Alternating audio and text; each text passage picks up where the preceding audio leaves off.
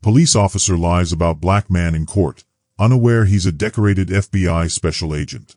Before we start today's story, comment below where you're watching from and hit subscribe if you haven't already. You won't want to miss what's next. The morning sun shone through the tall, wide windows of the Cook County Courthouse. Its rays painted long lines across the shiny marble floors, making the building feel even bigger and more important. The tall columns and high ceilings had been there for decades, holding up the building and witnessing thousands of trials. In some cases, justice had been served. In others, it had failed completely. Today, the courthouse would host a case that would be remembered for years. The courtroom was full. Wooden benches were packed with people, curious locals, journalists with cameras and microphones, and families who had come to see what would happen. In the back, a group of police officers in pressed uniforms sat like a silent wall of blue, their expressions unreadable.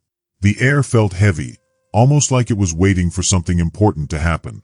Everyone could sense it. Truth and lies were about to collide. At the defense table sat Daniel Carter. He looked calm and strong, but there was something special about him.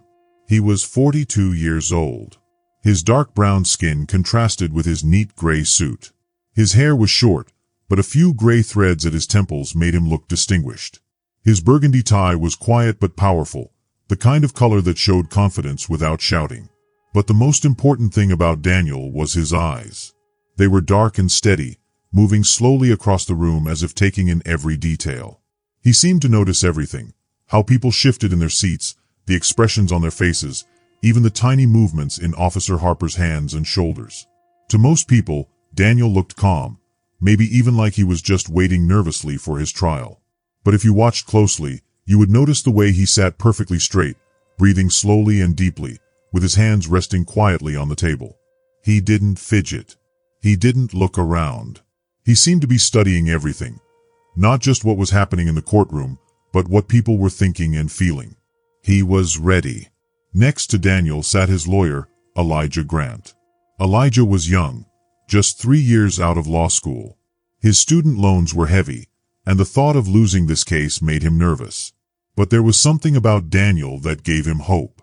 He believed in his client. He believed in the truth. The bailiff called the case. State of Illinois versus Daniel Carter. Judge Doyle Margaret entered the courtroom.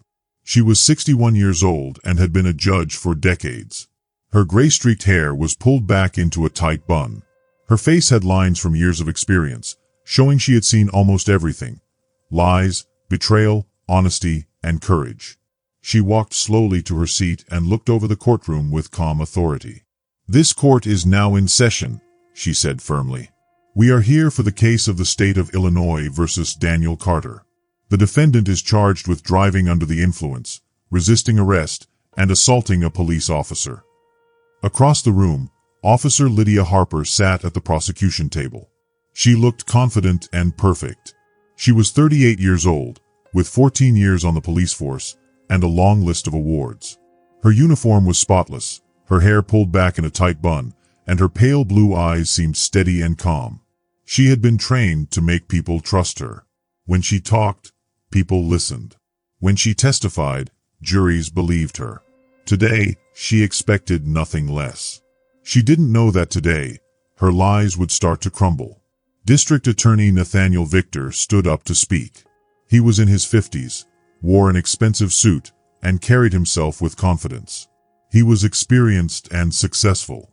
"The state will prove," he said, "that on the evening of April 12th, the defendant drove while intoxicated, resisted arrest, and assaulted Officer Harper while she was performing her duties." Daniel Carter listened quietly. His expression didn't change. But behind his calm face, his mind was working faster than anyone in the room. He studied every gesture, every word, every micro-expression. He had been trained to notice lies and deception. No one in the courtroom understood this yet, not Officer Harper, not the judge, not the jury. Only Elijah Grant had a clue about what Daniel could do. "Mr. Grant," said the judge, "are you ready to proceed?" "Yes, Your Honor," Elijah said, standing straight and trying to sound confident. "Mr. Victor, call your first witness." "The state calls Officer Lydia Harper," the district attorney announced. Officer Harper rose, walking with confidence. Her polished black shoes clicked on the floor. She straightened her uniform, even though it was already perfect. Every small movement was meant to show authority, order, and professionalism. She looked over the courtroom, her eyes landing briefly on the group of police officers in the back. They nodded to her subtly, and she felt reassured. This is my domain, she thought. This is where I control the story. Officer Harper, said Victor, please state your name and position for the record. Lydia Marie Harper, badge number 3892. I have been a patrol officer with the Chicago Police Department for 14 years, currently assigned to the South District, she said, her voice clear and confident. And on the evening of April 12th, were you on duty? Victor asked. Yes, sir, she said. Around 9:15 p.m., I saw a car swerving on Ashland Avenue near 47th Street.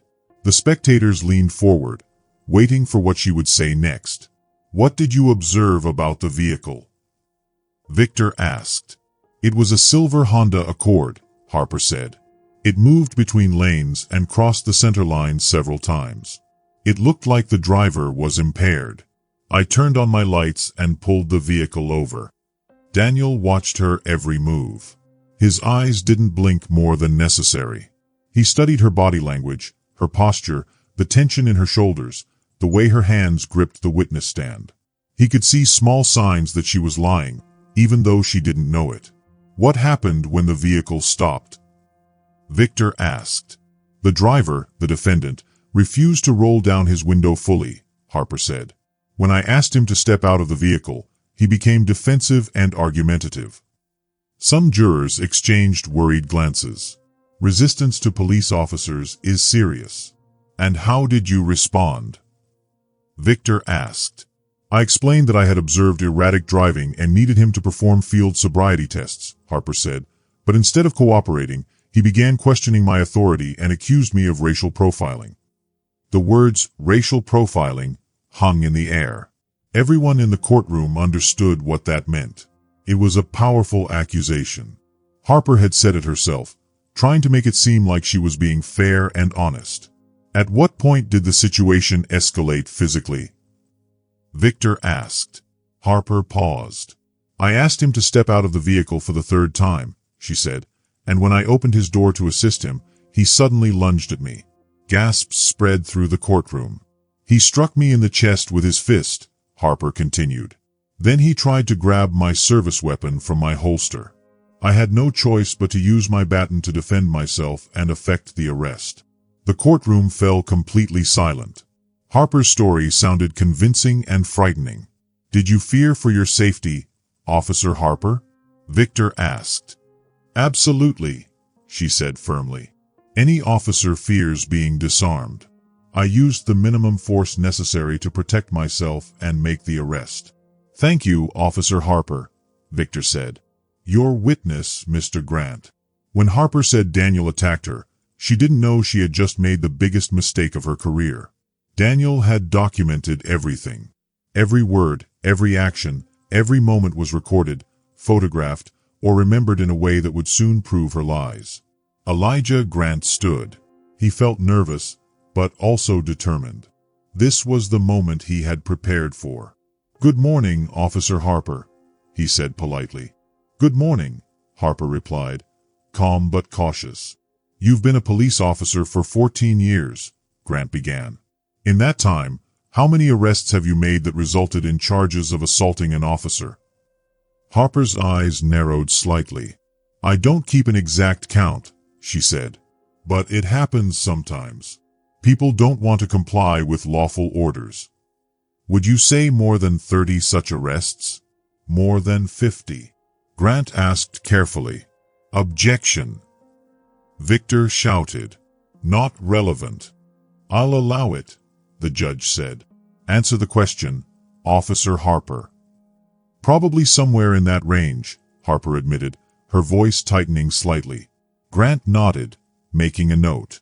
Then he asked, and in all those arrests, how often did your body camera fail to record the encounter? The question made Harper pause. She felt a flicker of panic, but tried to hide it. Equipment malfunctions happen, she said. Technology isn't perfect. But specifically, on the night of April 12th, your body camera did not record anything, correct? That's correct, she said quickly. Grant let a beat pass. Convenient timing, wouldn't you say? Objection. Victor shouted again. Argumentative. Sustained, said the judge. Rephrase the question, Mr. Grant. Officer Harper, in your 14 years of working as a police officer, about how many times has your body camera stopped working when you were arresting someone and using force? Harper shifted in her chair. She looked a little nervous. Her hands twitched slightly, and her eyes moved around the courtroom like she was trying to find a place to hide. I don't keep track of when my equipment breaks, she said. But if it happened a lot, you would remember it, right? It doesn't happen a lot, she added. So, the camera breaking on April 12th was unusual? The lawyer asked. Yes, it was unusual, Harper admitted, her voice tight. She sounded frustrated and tense, like she was trying very hard not to get upset. From the defense table, Daniel was watching everything very carefully. He noticed little things about Harper that showed she was nervous. Her jaw was tightening. Her fingers drummed quietly on the edge of the witness stand. Her voice was trying to sound calm and steady, but it betrayed the fact that she was actually worried. Daniel could see all these tiny signs. He had trained for years to read people like this, and right now, Harper was giving away the truth without saying it. Grant, the defense lawyer, continued asking questions. He was careful, slow, and precise. Officer Harper, you said my client hit you in the chest. Did it hurt enough for you to see a doctor? No, it wasn't necessary, she answered quickly. Did you take a picture of the injury? There wasn't any bruising, she said. Did you write a separate injury report about it? Harper paused for a tiny moment. It was so short that most people wouldn't notice, but several jurors did. They were trained to watch for these pauses because they could mean someone was lying or hiding something. It was documented in my arrest report, but no separate injury report was filed. The arrest report was enough, she finally said. Grant nodded slowly, writing down notes. He was methodical, deliberate, and careful. Now, about my client trying to grab your weapon. You wear your gun on your right side, correct? Yes, Harper said. You said you grabbed his arm when you opened his car door. Which arm? Harper's eyes quickly darted toward the other side of the room. His left arm, she said. So, if you were holding his left arm, how could he reach your gun on the right side with his right hand and also hit you? Grant asked. The question made everyone pause. It hung in the air like a cloud. Harper's face turned slightly red as she tried to think of an answer. He was struggling violently. Both arms were involved, she said, but her voice sounded less confident now. But you just said you were holding his left arm, Grant reminded her. I was trying to hold it, but he was resisting, she said. And you, a trained officer with 14 years of experience and about 40 pounds more than my client, couldn't control a man sitting in a car while you were standing? Grant pressed. He was stronger than he looked, Harper admitted, her voice losing some of its earlier authority. Some jurors exchanged skeptical glances. Each answer she gave now sounded less believable. Her story, which had seemed so confident at the beginning, was beginning to crack. Grant kept going. Officer Harper, have you ever had complaints about using too much force? Objection. Victor, the other lawyer, jumped up. The officer's personnel record is not important to this case. The judge paused, thinking carefully. I'll allow it. Answer the question, Officer Harper. Harper turned noticeably pale. She swallowed hard. There have been a few complaints over the years. They come with the job. People don't like being arrested. A few, she said quickly. Grant pressed on. Would you say 5 complaints? 10? 15? I don't recall the exact number.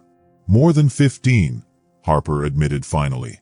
Her silence after that spoke louder than her words. The confident, professional image she had shown earlier was gone. Now, she looked uncomfortable and evasive. Grant walked slowly back to the defense table, then turned toward Harper again. His movements were calm, but his eyes were sharp. "Officer Harper, isn't it true that you have a documented pattern of filing exaggerated or false charges against citizens, especially citizens of color?" "Objection!" Victor shouted. "This is outrageous speculation." Grant stayed calm. "Your Honor, we have obtained Officer Harper's personnel file through proper legal channels. We can prove this pattern." The judge leaned forward in her chair, frowning. "Do you have documentation to support this line of questioning?" "Yes, Your Honor. We will present it at the appropriate time," Grant said. The judge nodded slowly. "Proceed, but carefully." At that moment, Daniel revealed who he really was, and the entire courtroom understood why he had remained so calm the whole time. The tension in the room reached a fever pitch. Grant was dismantling Harper's story, and she was no longer just facing a defendant. She was facing someone whose entire career had been built around investigating and prosecuting people exactly like her. Elijah Grant concluded his cross-examination of Officer Harper. The confident officer who had taken the stand hours earlier now looked visibly shaken. Her carefully constructed testimony was falling apart under scrutiny. "No further questions, Your Honor," Grant said, returning to his seat. Judge Margaret looked at the prosecution table. "Mr. Victor, redirect?" DA Victor stood, trying to help his star witness. "Officer Harper, despite Mr. Grant's implications, you were just doing your job on the night of April 12th, correct?" "Yes, that's correct," Harper replied, her composure returning slightly. "And the defendant's behavior gave you reasonable cause to believe he might be impaired?" Victor asked. "Absolutely. His driving, his attitude, and his refusal to follow lawful orders were all consistent with someone who had been drinking," Harper said. "Thank you, Officer Harper. No further questions." Harper stepped down from the witness stand. Her eyes briefly met Daniel, and for the first time since the trial began, she saw something in his expression that sent a chill down her spine. It wasn't anger or fear, it was calm certainty, like he knew something she didn't. "The state rests, Your Honor," Victor announced. Judge Margaret looked toward the defense table. "Mr. Grant, are you prepared to present your case?" "Yes, Your Honor." "The defense calls Daniel Carter." The courtroom went completely silent. Everyone could feel the weight of the moment. Something important was about to happen, though no one could yet imagine just how significant it would be. Daniel rose from the defense table with calm, controlled movements. He walked to the witness stand slowly and confidently. His posture and composure reflected years of training and discipline. When he placed his hand on the Bible and took the oath, his voice was clear, steady, and full of authority. "I solemnly swear to tell the truth, the whole truth, and nothing but the truth," he said. Several jurors leaned forward. There was something about Daniel that commanded attention. He did not yell or try to intimidate anyone. His quiet, confident presence alone made people pay attention. "Good morning, Mr. Carter," Grant began. "Please state your full name for the record." "Daniel Jonathan Carter," he replied. "And where do you currently reside?" Grant asked. "Chicago, Illinois." "I've lived here for the past 11 months, Daniel said. Grant nodded. He was establishing the basics before moving to more important questions. "What is your occupation?" "I recently retired after 23 years of federal service. I am currently in a transition period considering my next career move," Daniel said. From the prosecution table, DA Victor frowned. The answer was vague and suggested there was more to the story, but he couldn't figure out what it was yet. "Mr. Carter, when you say federal service, can you be more specific?" Grant asked. "Yes, I was a special agent with the Federal Bureau of Investigation," Daniel replied. The courtroom erupted in shock. Judge Margaret struck her gavel repeatedly, calling for order. Journalists furiously scribbled notes. Spectators turned to each other in amazement. Even the police officers in the back row looked as if they had been hit by lightning. Officer Harper's reaction was the most dramatic. Her blood drained from her face. Her hands shook visibly. The confident officer who had taken the stand hours earlier now looked like someone who had just realized she had walked into a trap she could not escape. "Order," Judge Margaret demanded, her gavel striking the bench with authority. "I will have order in this courtroom, or I will clear the gallery." As the noise subsided, Grant continued with renewed intensity. "Mr. Carter, how long did you serve with the FBI?" 23 years, Daniel said. "And what was your specialty within the Bureau?" Daniel's voice changed slightly. It was still calm, but now carried the weight of experience that very few people could claim. "I worked in the Criminal Investigative Division, specializing in public corruption cases. My focus was investigating misconduct by law enforcement officers and other public officials." The implications hit the courtroom like a physical force. Officer Harper was no longer just facing a defendant. She was facing someone whose entire career had been built around uncovering dishonesty, lies, and corruption in people like her. "Mr. Carter, does this specialization involve specific training in detecting deception and analyzing human behavior?" Grant asked.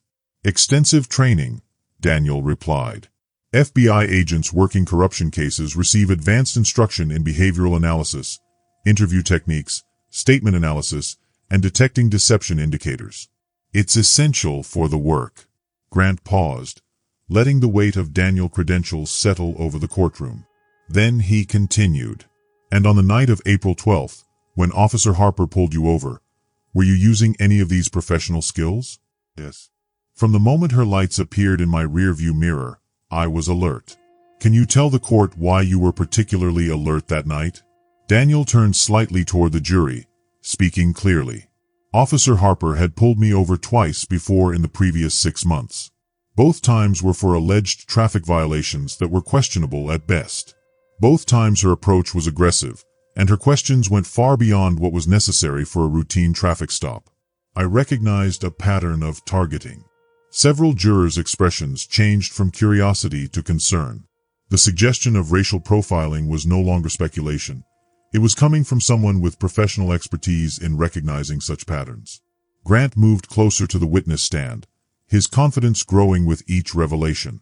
"Mr. Carter, you mentioned that Officer Harper had pulled you over twice before. Can you describe those encounters?" Daniel remained calm, but there was steel in his voice. "The first time was in October of last year. She claimed I had a broken tail light. When I checked immediately after, both tail lights were working perfectly. The second time was in January. She said I failed to signal a lane change, which was false. I always signal, and my vehicle has a dash cam that proves it. I filed complaints both times, but neither complaint was investigated thoroughly." From the prosecution table, DA Victor's face had gone pale. He was beginning to understand that his case wasn't just weak, it was about to become a public disaster. Grant asked the most important question yet.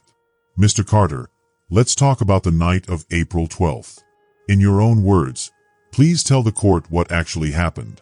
Daniel took a slow breath, his gaze moving across the courtroom before settling on the jury. When he spoke, his voice carried quiet authority that made every word feel important. "I was driving home from my mother's house in Bronzeville. It was about 9:10 p.m. I was traveling south on Ashland Avenue, obeying all traffic laws. At 47th Street, I noticed a patrol car behind me, Officer Harper's unit. I recognized her vehicle number from the previous encounters." "What did you do when you noticed her behind you?" Grant asked. "I continued driving normally, but I activated my phone's voice recorder and placed it in my shirt pocket. Given the previous pattern of harassment, I wanted documentation of any interaction," Daniel explained. The revelation that Daniel had recorded the encounter sent another wave of reaction through the courtroom. Officer Harper's face had gone from pale to ashen. "Why didn't you mention this recording before?" Judge Margaret interrupted. "Your Honor," Grant said calmly, "we attempted to notify the prosecution about additional evidence, but our calls were not returned. We are prepared to present this recording now." Victor started to object, but Judge Margaret cut him off with a sharp look. "I want to hear this recording. Bailiff, please set up the audio equipment." As the courtroom sound system was prepared, Daniel continued his testimony. Officer Harper activated her lights about 30 seconds after she began following me. I pulled over immediately, turned off my engine, placed my hands on the steering wheel, and waited. And how did Officer Harper approach? Grant asked. She approached with her hand on her weapon, her flashlight pointed directly at my face. A technique designed to disorient and intimidate. Her first words were, "Step out of the vehicle right now." No explanation, no professional courtesy, just an aggressive command. How did you respond? Grant asked. I asked if there was a problem. She ignored my question and repeated her command. I asked what traffic violation I had committed. She said I was swerving, which was completely false. I had not crossed any lines and I had not been drinking, Daniel explained. Grant nodded. What happened next? She opened my door forcefully and grabbed my arm. I remained calm and asked her to explain the legal basis for the stop. That's when she said, "People like you always think you know your rights." The racial implication was clear. Several jurors visibly reacted to this testimony. The story Daniel was telling showed clearly that the police officer had acted aggressively and unfairly, and it matched patterns of behavior he had experienced before. The courtroom sat in tense silence. Everyone could feel that the events on April 12th were not just a simple traffic stop, they were part of a pattern of misconduct. Officer Harper's confident appearance had disappeared completely. The jurors were beginning to understand that the evidence was not just about one night. It was about honesty, fairness, and how power can be misused. The pattern Officer Harper had followed was now very clear. "Mr. Carter," Officer Harper said, her voice tense, "you lunged at me and tried to grab my weapon. Is that true?" Daniel looked at her directly, without blinking or moving. He was calm and steady. "That is not true at all," he said. "I never lunged at Officer Harper. I never hit her. I never tried to take her weapon. I stayed as still as I could while she pulled me out of my car." "Then how do you explain the charges against you?" Harper asked, her voice raising slightly. "Officer Harper made up every single charge," Daniel said firmly. "She did it because I asked questions. She did it because I knew my rights.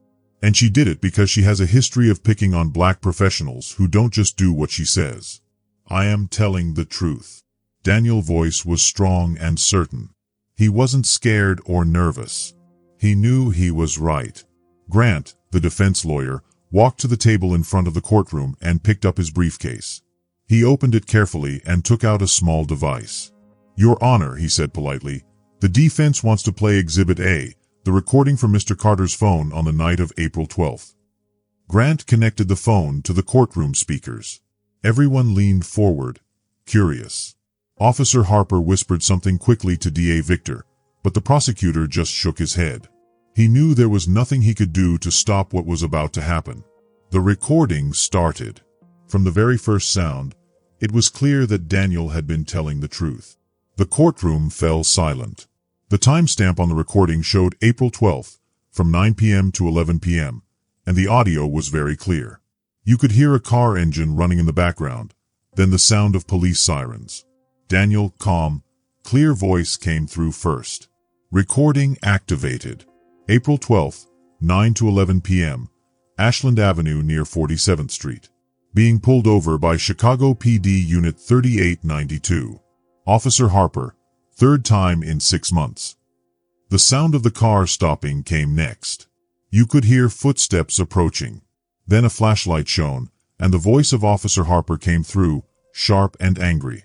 "Step out of the car right now," she ordered. Daniel answered politely, keeping his voice calm. "Good evening, officer. Is there a problem?" I said, "Step out." "Don't make me repeat myself," Harper shouted. "Can you tell me why you pulled me over?" "I wasn't speeding, and I didn't break any traffic laws," Daniel asked. "You were swerving all over the road. Have you been drinking tonight?" She demanded. "No, ma'am. I haven't been drinking. I drove straight in my lane. Can you tell me which traffic law I broke?" "Are you refusing to follow a lawful order?" Harper yelled. I'm asking you to tell me why this stop is happening.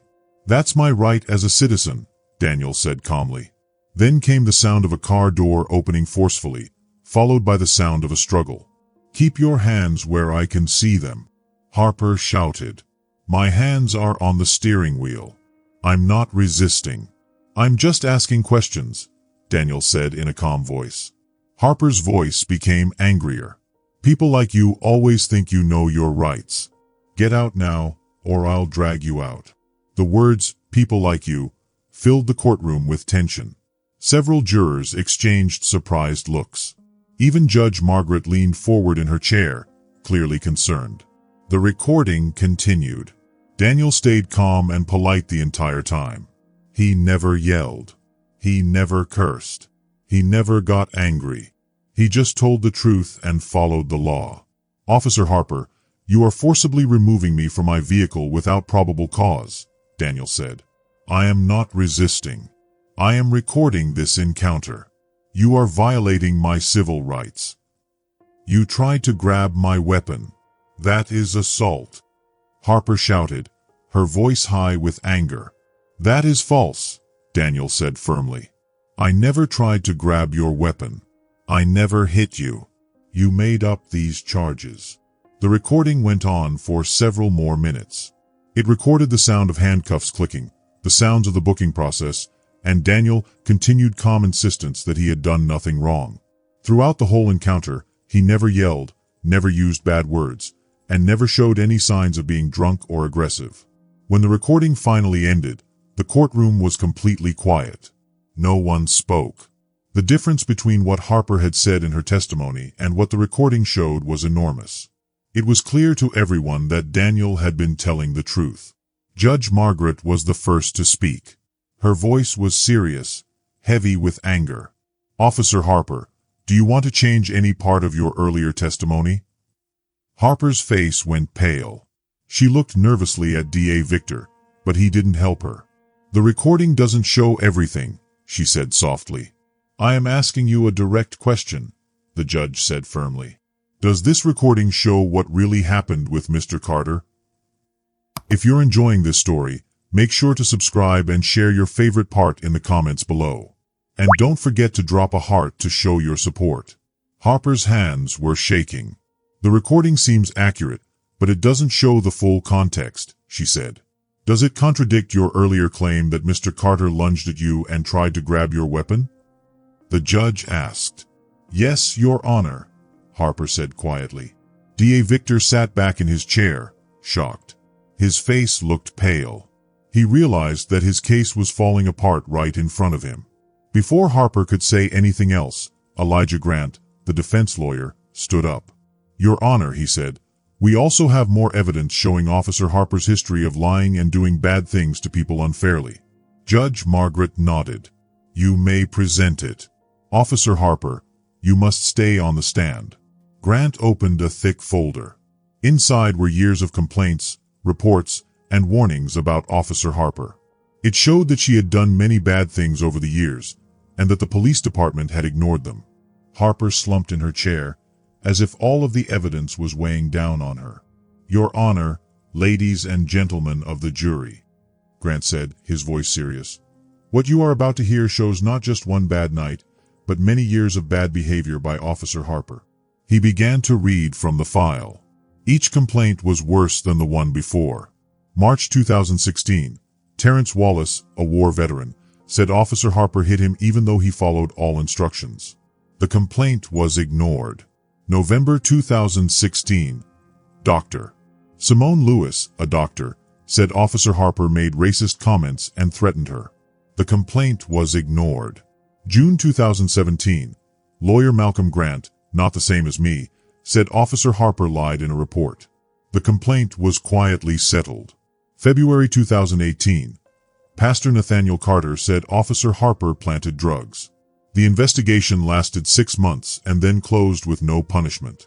September 2019, Professor Olivia Bennett said Officer Harper lied in court. The complaint was sealed. January 2020, Daniel Carter's first complaint about a fake traffic stop. The complaint was dismissed. July 2020, Javier Ortiz, a small business owner, said Officer Harper asked for money to avoid a ticket. Even though he had a recording, the investigation was closed. January 2021. Daniel Carter's second complaint about harassment and false charges. The complaint was dismissed again. Grant slowly closed the folder, letting everyone in the courtroom understand the full weight of the evidence. This shows not only Officer Harper's bad behavior, but also that the police department ignored every complaint, Grant said. Every warning, every victim, every report was dismissed. That is why what happened to Mr. Carter was allowed to happen. Judge Margaret's face was serious and dark. Are you saying that Harper's bosses knew about this and did nothing? Yes, Your Honor. Their failure allowed what happened to Mr. Carter on April 12th, Grant said. Finally, Harper spoke again. Her voice was shaking and breaking. Your Honor, I want to take back my testimony, she said. The courtroom erupted in surprise. People gasped. Even the judge looked shocked. Order! Judge Margaret shouted, banging her gavel. Everyone be quiet. Harper sat crying. The confident, brave officer from earlier had disappeared. Now she was just a woman realizing the lies she had told were catching up with her. Officer Harper, are you changing your testimony? The judge asked. Harper nodded, her hands trembling. Yes, Your Honor. The recording is true. Mr. Carter is telling the truth. I lied about that night, she admitted. D.A. Victor sat silently. He realized that his case was ruined. I made up the charges, Harper said, her voice almost a whisper. Mr. Carter never lunged at me. He never tried to take my weapon. He stayed calm and professional. I arrested him only because I was angry that he asked questions and knew his rights. The courtroom was shocked. This wasn't just correcting a small mistake. It was a full confession of lying and abuse of power. Daniel stayed calm. He had always known the truth would come out. His FBI training had taught him that lies always fall apart when confronted with evidence and careful analysis. Why are you admitting this now? Judge Margaret asked. Harper looked at Daniel and then back at the judge. Because he is right. The recording proves it. The file proves it. Lying more would only make it worse. I broke the law. I broke my oath. I broke people's trust. Grant seized the moment. Your Honor, since Officer Harper admitted the truth, we ask to dismiss all charges against Daniel Carter. So moved, Judge Margaret said without hesitation. All charges against Daniel Carter are dismissed with prejudice. She turned to Harper. Officer Harper, you are in contempt of court for lying under oath. You will stay in custody until formal charges are filed. As the handcuffs clicked around her wrists, the same handcuffs she had used on countless others, everyone noticed the irony.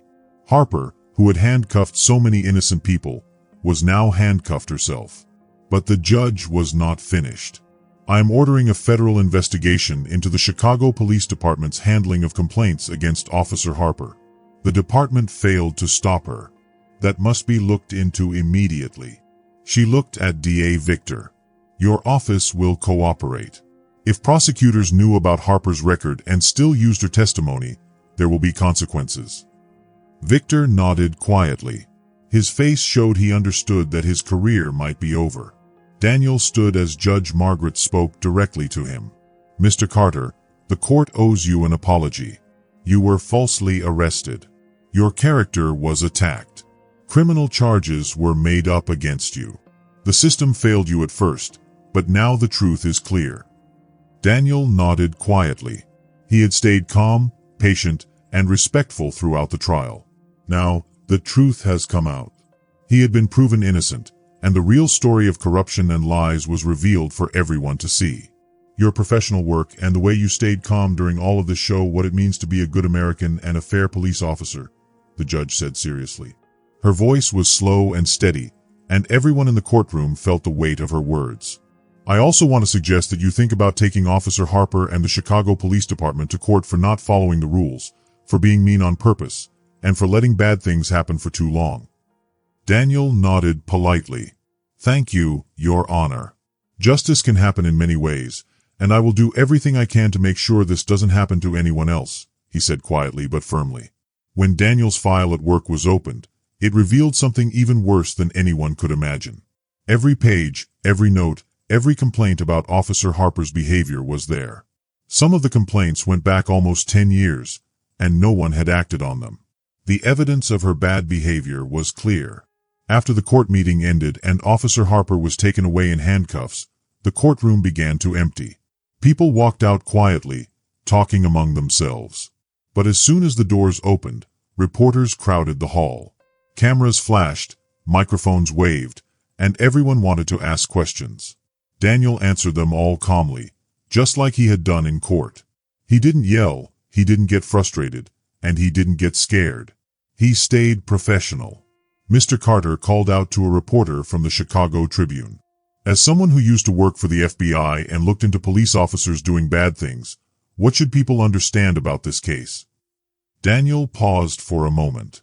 He wanted to choose his words carefully. This case is not just about me or Officer Harper. It's about making sure people follow the rules. When police officers use their power in the wrong way, it hurts the whole system. But when the truth comes out and people are held responsible, it shows that the system can work if we make sure it does, he said clearly. The reporter asked, "Will you be taking this to court for money?" Daniel answered, "Justice happens in many ways. Going to court is one way to make sure this doesn't happen to others. But we also need to fix the system so it doesn't happen again." Officer Harper had complaints against her for almost 10 years, and nobody listened. That must change. Another reporter pressed forward. "You used your FBI training to handle this really well. What advice would you give to normal people who don't have that training?" Daniel thought carefully and said, "Know your rights. Write down everything that happens safely. Don't think that being treated unfairly is normal. File complaints, get lawyers, and demand that people do the right thing. Change happens when we don't accept unfairness." Elijah Grant, a friend who had helped Daniel during the trial, joined him in the hallway. His face was bright with satisfaction but also showed how tired he was. "When did you know we were going to win?" he asked. Daniel smiled for the first time in a long while. "From the moment Officer Harper started lying in court, I knew. Lies always fall apart when someone looks at them carefully. Especially if the person lying doesn't know they are being watched by someone who spent 23 years doing this." Grant asked, "When did you start recording the police?" "After the first time they stopped me for no reason," Daniel said. "I saw a pattern right away. They were aggressive, gave vague reasons, and were picking on me. I knew what was happening and how to record it properly."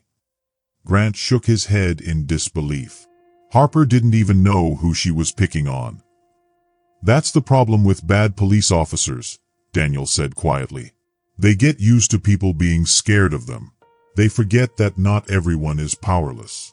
And they definitely don't expect to meet someone who spent a whole career stopping corruption." Inside the courtroom, Judge Margaret was meeting secretly with people from the Department of Justice. The federal investigation she had ordered had already started. Agents were looking at years of records and preparing to talk to dozens of people whose complaints had been ignored.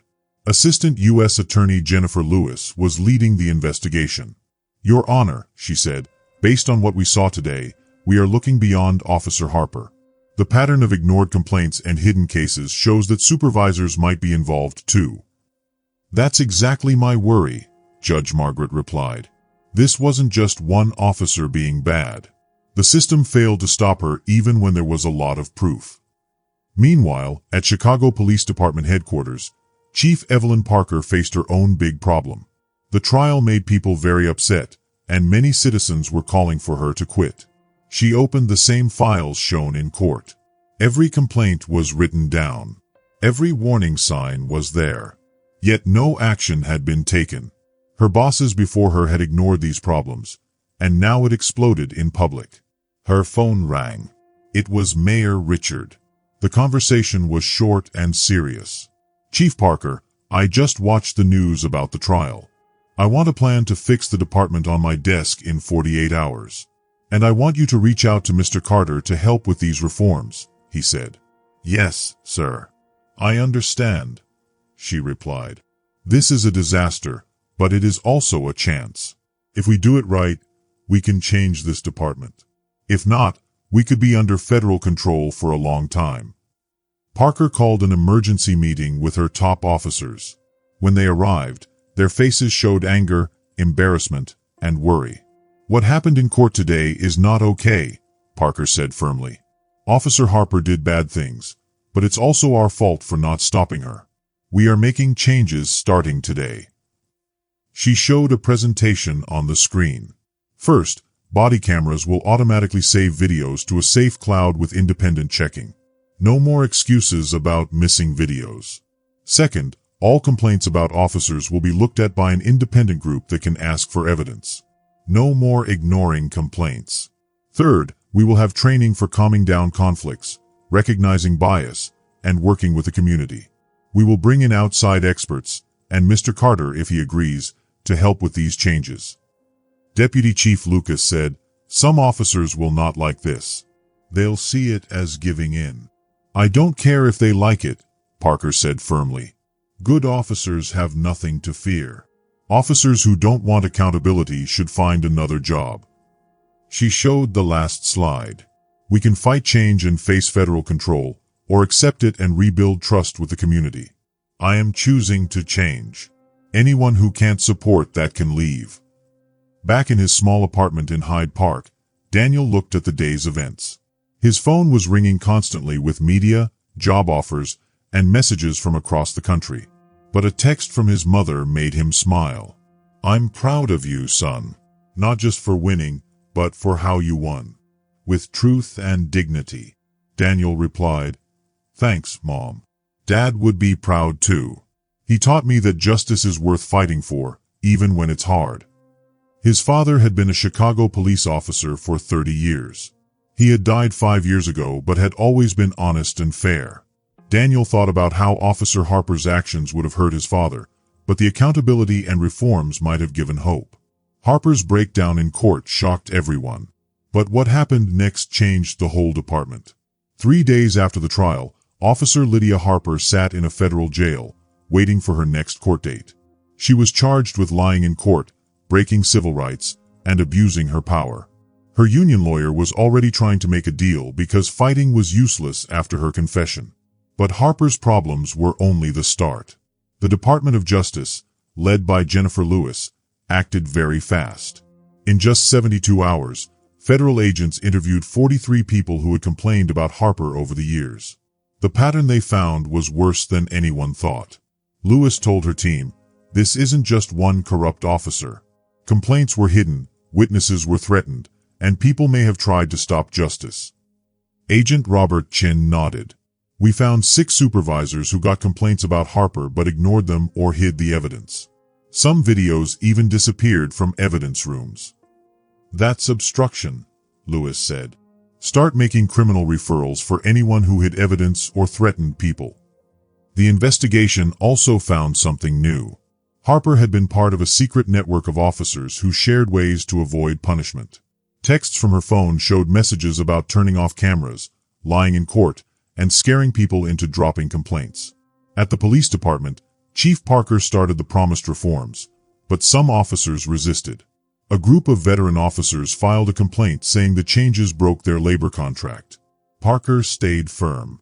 At a tense meeting, she said, the contract protects good officers. It doesn't protect officers who lie, abuse power, or hide evidence. If you fight for those officers, you are fighting for the wrong thing. Union President Henry Caldwell said, our members feel like they are being treated as guilty, not innocent. Parker answered, good officers have nothing to fear from cameras and real investigations. What they should fear is being linked to officers like Lydia Harper, who betrayed the badge. She showed them data. In the last 10 years, we had over 200 serious complaints. Only 12 led to any punishment. That's 6%. Is that a system working? Caldwell looked uneasy. Sometimes complaints aren't true, and sometimes they are hidden because we protect our own. That stops now. Meanwhile, Daniel Carter got calls from many organizations asking for his help. Police departments wanted his advice on reform. Civil rights groups wanted him to speak about accountability. Law schools wanted him to teach. The most interesting offer came from Chief Parker herself. They met at a quiet coffee shop in Lincoln Park. Parker came in plain clothes, looking serious but sincere. "Mr. Carter, I want to apologize. Not just for what Harper did, but for letting the system fail. I inherited this mess, but that's no excuse," she said. Daniel listened carefully, using his FBI training to decide if she meant it. Parker continued, "I've read your record. 23 years in the FBI, always honest, always professional. You are exactly the kind of officer we need. I want you to help fix this department. I am creating a new job, Director of Accountability and Professional Standards. It reports to me, and you will have authority to investigate complaints, suggest punishments, and implement training. Will you consider it?" Daniel was surprised. "You want someone I just fought against to now work for you?" "I want someone credible who can make real change. Someone the community trusts, and officers respect. Someone who can't be intimidated because you've already faced worse than anything here." Daniel thought carefully. "Good officers might respect me, but bad ones might resent me." Parker nodded. "Exactly. That's how we'll know the system works." Daniel said, "I would need complete independence. No interference, no political pressure, no hidden cases. I want to choose my team and fire officers who do serious wrong, following civil service rules." "You'd have all that," Parker said, "and access to all files, complaints, and body camera footage." Daniel looked at her carefully. After 23 years of reading people, he thought she was serious, or at least very committed. "I'll think about it," he said finally. "But I have conditions. The investigation will uncover corruption so deep it reaches the top levels of command." 2 weeks after his meeting with Chief Parker, Daniel Carter went to the city council to talk about the rules he wanted to have as the new Director of Accountability and Professional Standards. This was an important job because he would make sure the police were doing the right thing and following the law. Alderman Doyle Wallace, who led the meeting, asked Daniel a lot of questions. "Mr. Carter, you have asked for a lot of power. Some people might say you are asking for too much," she said, looking serious. Daniel answered carefully but firmly. "Alderman Wallace, small changes will not fix a system that has been broken for a very long time. We either want real reform, which needs real power to make it happen, or we want fake reform, which doesn't change anything and only keeps the same problems going. Can you explain your main rules for this job?" Alderman Wallace asked. "First," Daniel said, "I need to be independent. My office must answer to the law and to the community, not to politicians or people worried about public image. Second, I need the power to ask anyone in the police department for information or testimony. It doesn't matter if they are a new officer or the chief, everyone must tell the truth when I ask. Third, I want to be able to recommend firing officers who do serious bad things. But those decisions must be reviewed by neutral, fair people outside the department, not by people who work inside the department." Some officers were worried. They thought this might make the workplace scary or stressful. Daniel leaned forward and said, "With respect, a scary workplace is when good officers have to work with bad officers and get punished if they speak up. What I am proposing is fairness and accountability. Good officers will like this because it protects them. They won't be blamed for someone else's bad behavior." Alderman Julian Moreno spoke up. "You also want community groups to help. Why is that important?" Daniel explained, "The communities who are most affected by police misconduct should have a voice.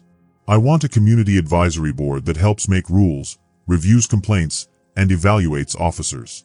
Not just a token role, real partnership. The community should really be part of the process." Someone asked, "What about keeping personnel matters private?" Daniel answered, "Matters involving civil rights or crimes are not just private job issues, they are public concerns.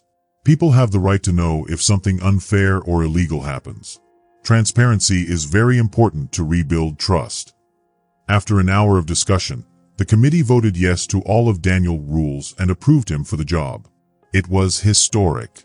Never before had a civilian been given so much power over the police in Chicago. Meanwhile, the federal investigation had grown. Lawyers found 12 supervisors who hid complaints against Officer Harper and other officers who did bad things. 4 of these supervisors were now facing criminal charges for blocking justice. They didn't just ignore complaints, they hid evidence, scared witnesses, and punished officers who spoke up. This made a culture where abuse was allowed instead of punished. The indictments shocked the department. Officers who had stayed silent for many years started sharing their stories. One of them was Detective Fiona Carter. She had worked as a police officer for 15 years.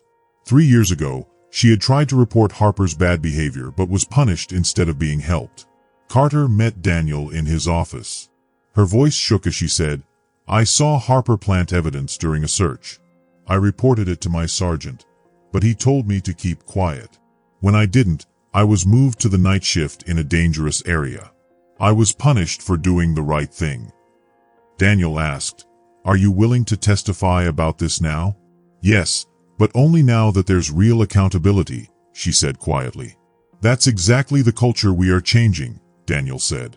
"Officers who report misconduct will be protected, not punished. Supervisors who retaliate will face consequences." Daniel then built a team. He recruited former FBI agents, civil rights lawyers, and community organizers. He created clear rules for investigating complaints, evaluating officers' behavior, and protecting whistleblowers. Everyone knew what to do and how to do it fairly. The first big complaint came soon. Some officers in the South District were doing illegal searches and keeping the money they took. Daniel's team acted fast. In just 2 weeks, they collected video evidence, witness statements, and financial records. 8 officers were suspended, and criminal charges were being prepared. The police union protested. Union President Caldwell said Daniel's actions were hurting officer morale. Daniel explained at a press conference, "Morale suffers when good officers have to work with corrupt officers. Morale suffers when the public doesn't trust the police. What really hurts morale is protecting misconduct instead of punishing it." He showed statistics. In 6 weeks, his office received 78 complaints. 43 were found to be untrue, 20 were resolved with extra training or mediation, and 15 were under active investigation for serious misconduct. The data showed something amazing. As accountability increased, some types of complaints actually went down. Use of force incidents dropped by 30%, and complaints about officer attitude and professionalism dropped by 25%. Officers behaved better because they knew they would be held responsible. Chief Parker stood beside Daniel. "Accountability makes everyone safer. It protects the community and protects good officers from false accusations because we make decisions based on evidence," she said. Not everyone was happy. Some officers sued Daniel, saying his power was unconstitutional. This case would test if real reform could survive challenges from people who wanted the old system to continue. Daniel didn't just win the case. He sparked a revolution in police accountability. 6 months later, the Chicago Police Department had changed. Complaints of excessive force dropped by 40%. Body camera violations were almost gone. Community trust improved for the first time in a decade. Officer Julian Lewis, a 5-year veteran, told a local news reporter, "Before, if you reported another officer's misconduct, you were treated like a traitor. Now, staying silent makes you part of the problem." That's a big change in how we think about our responsibilities. The Civilian Review Board Daniel had created worked exactly as designed. Community representatives and trained investigators reviewed complaints, and their recommendations had real weight. One of the biggest cases involved Sergeant Daniel Caldwell. He had been supervising Officer Harper and ignored multiple complaints against her. The review board found that he intimidated witnesses and destroyed evidence. Daniel personally presented the evidence to Chief Parker. Caldwell's actions weren't just bad, they were criminal. He created an environment that let Harper do bad things without consequences. Parker reviewed the evidence and said, "Recommendation, termination, and criminal referral. Done." "Anything else?" "Yes," Daniel said. Caldwell wasn't acting alone. "We've identified at least 15 mid-level supervisors who operated the same way. They called themselves the Brotherhood and had a rule to protect each other, no matter what they did. Parker closed her eyes, thinking about how deep the corruption had gone. "Give me the full report. We'll fix every single one," she said. Officer Harper's case ended with a plea deal. She admitted that she lied, violated civil rights, and blocked justice. Her sentence was 3 years in federal prison, a lifetime ban from working in law enforcement, and restitution to Daniel Carter and other victims. At her sentencing, Harper said she was sorry. "I broke my oath. I targeted people because of their race. I lied to protect myself. Mr. Carter deserved better. Every person I met as an officer deserved better." Judge Margaret said, "You didn't just betray your oath. You hurt every honest officer trying to build trust. That's why accountability matters." The civil lawsuit Daniel filed against Harper and the Chicago Police Department settled for $2.8 million. Daniel donated most of the money to organizations that help reform police and help people facing false charges. He also used some of the money to start the Carter Foundation for Police Accountability. The foundation helped people with legal cases and funded research on how to make accountability better. Within 6 months, the foundation was helping cases in 14 cities and became a national model for civilian-led police reform. The officers who had sued Daniel lost their case. The judge ruled that civilian oversight is legal and important. Oversight is not oppression. Officers who cannot accept accountability should find other employment, Judge Samuel said. Daniel's work attracted national attention. He was invited to testify before Congress, and his recommendations became part of proposed federal laws for police accountability. Other police departments across the country started copying Chicago's model. They created independent oversight offices with real power to investigate and discipline officers. The biggest change was happening quietly every day. Officers who knew they would be held accountable for misconduct treated people with more respect. Community members who saw accountability in action trusted the police more and were more willing to report wrongdoing. Detective Fiona Carter, who had once been punished for reporting misconduct, said, "I can finally do my job with integrity. I don't have to worry about being punished for doing the right thing." That's what real reform looks like. The federal investigation that started with Officer Harper's false actions eventually led to criminal charges against 19 current or former Chicago police officials.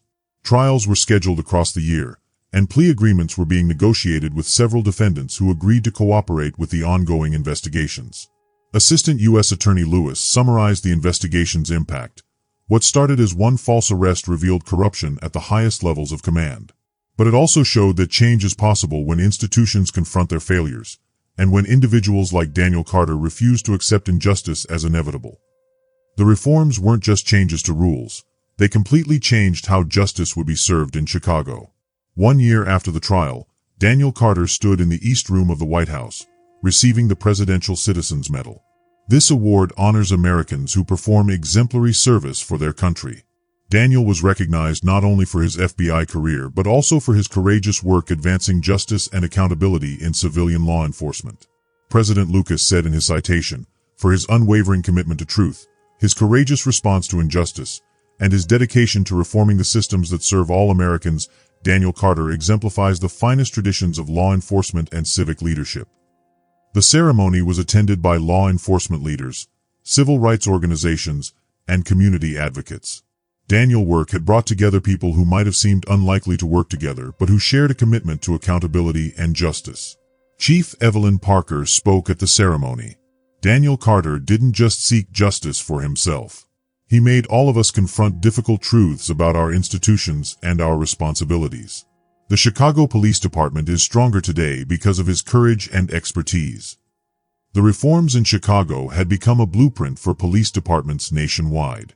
The independent oversight model, civilian review boards with real authority, automatic body camera uploads, and protections for whistleblowers were being adopted across the country. The statistics from Chicago were compelling. In the year since the reforms were implemented, use of force incidents had dropped by 53%, and complaints of officer misconduct had dropped by 48%. The city and the police department had been transformed. Officers were behaving better, the community was safer, and trust between the police and the public had grown. Daniel Carter had shown that real reform is possible, and that courage, fairness, and accountability can change even the hardest problems. At the same time, the good police officers who wanted to do their jobs honestly and fairly felt happier and safer. They were no longer scared of being blamed for the bad things their dishonest co-workers did. The officers felt proud to do the right thing without worrying about being punished for someone else's mistakes. Crime in the city also went down, even though some people had said that holding police accountable would make officers afraid to do their jobs. The numbers proved what people who wanted change have been saying all along. Policing that is fair, honest, and professional works better than using harsh tactics that break the trust between the police and the community. Officer Lydia Harper, who was now serving time in prison, became an unexpected helper for police reform. She spoke in an interview from prison, and it was clear that she really felt sorry for the bad things she had done. She admitted that she had made wrong choices and had hurt many people. She said, "I convinced myself that being tough and protecting other officers was what made me a good cop.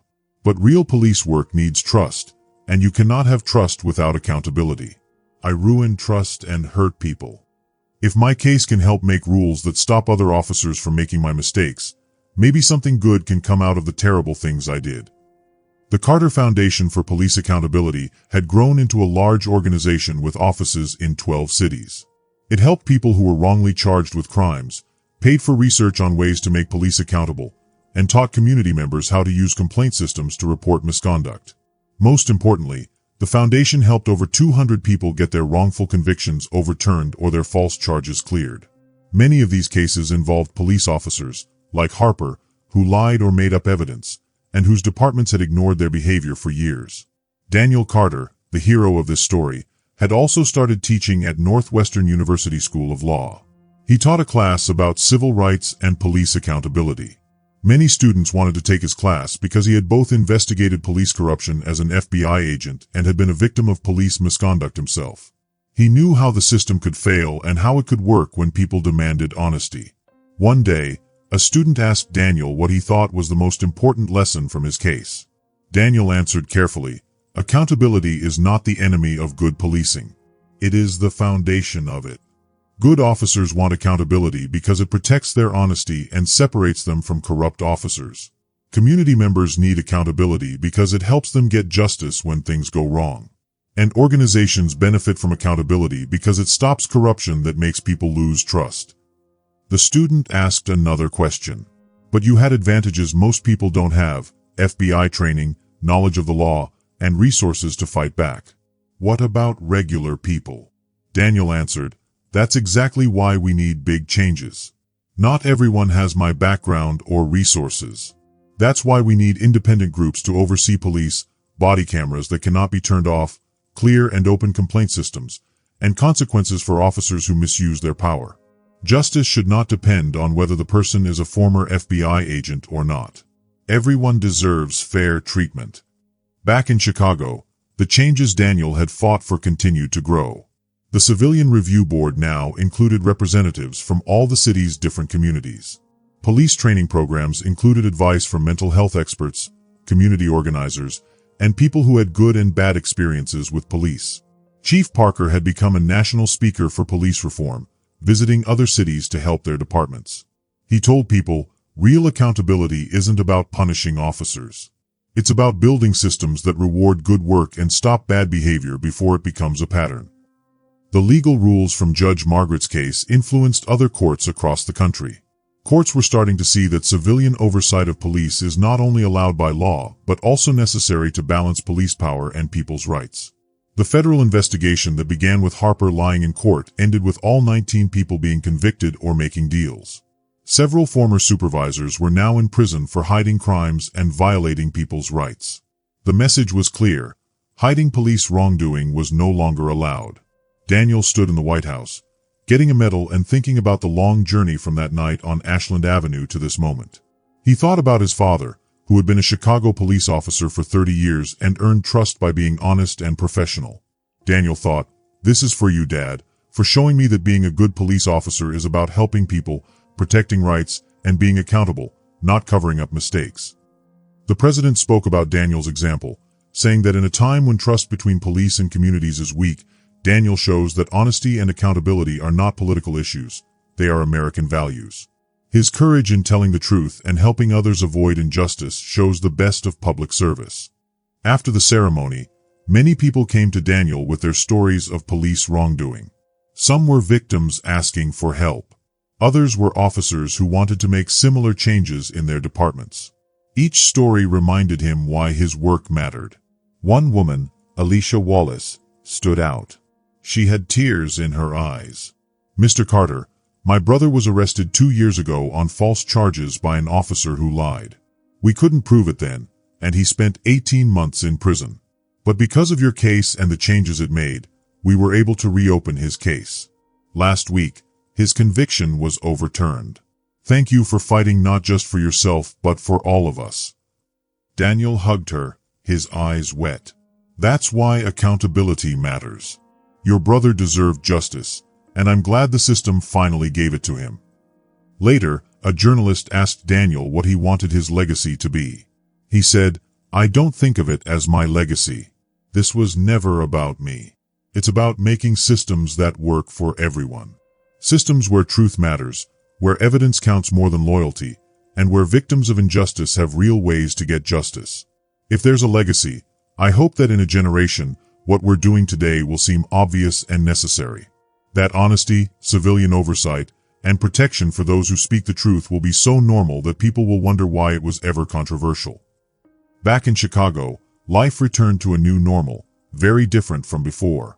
Daniel split his time between oversight work, teaching, and the foundation. The days were long, and the work was hard, but the results were clear.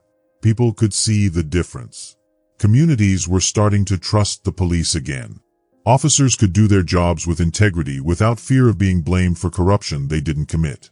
On a quiet Tuesday evening, 2 years after the traffic stop that changed everything, Daniel drove down Ashland Avenue past 47th Street, the exact spot where Officer Harper had stopped him. He pulled over and sat for a moment, remembering that night. The fear, the anger at being targeted because of his skin color, and the choice to stay calm and trust in truth and accountability. That choice had been proven right in ways he never imagined. His phone buzzed with a text from Elijah Grant, his lawyer and friend. 3 more departments are using the Chicago model. Your work is spreading. Daniel smiled and replied, "Not my work, our work." Change happens when good people refuse to accept injustice. He drove home past neighborhoods where police and communities were starting to trust each other again. Past the courthouse where truth won over lies. Past the headquarters where accountability replaced cover-ups. The work was never finished. There would always be people who misused power, systems that needed reform, and fights for justice that required courage. But Daniel had shown that one person who refuses to accept injustice, with knowledge, documentation, and commitment to truth, could change entire systems. Reform was possible when it was honest, complete, and enforced. As he pulled into his driveway, Daniel thought about all the people whose lives had been changed by the reforms. Those whose false charges were overturned, officers who could now do their jobs without fear, and communities beginning to trust that their complaints would be heard. This was the real victory.